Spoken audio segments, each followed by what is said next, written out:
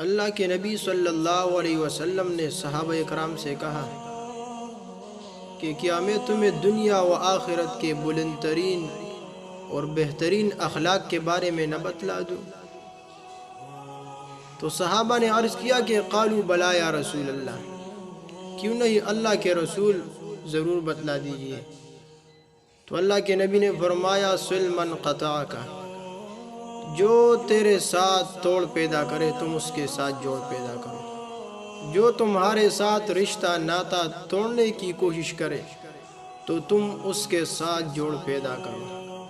فرمایا وَأَعْطِ مَنْ حَرَمَكَ، جو تجھے محروم کر دے، تمہارے ساتھ تعاون نہ کرے، تم اس کے ساتھ تعاون کرو۔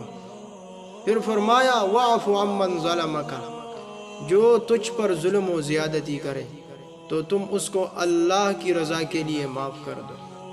قرآن میں اللہ نے فرمایا فَمَنْ عَفَا وَأَصْلَحَ فَأَجْرُهُ عَلَى اللَّهِ، جس نے عفو و درگزر سے کام لیا اور اصلاح کی کوشش کی تو ایسے بندے کا اجر اللہ کے ذمہ ہے۔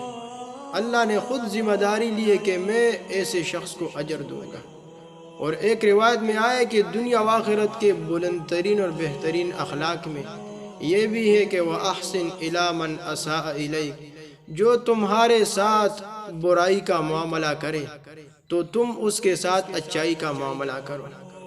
آج اگر یہی نبی والے اخلاق معاشرہ کے ہر فرد میں آ جائے تو معاشرہ امن و سکون کا، خوشحالی کا گہوارہ بن جائے گا اور معاشرے سے نفرتوں کا جنازہ اٹھ جائے گا۔ اللہ تعالی ہمیں نبی کریم صلی اللہ علیہ وسلم والے اخلاق نصیب فرمائے۔ وآخر دعوانا ان الحمد للہ رب العالمین۔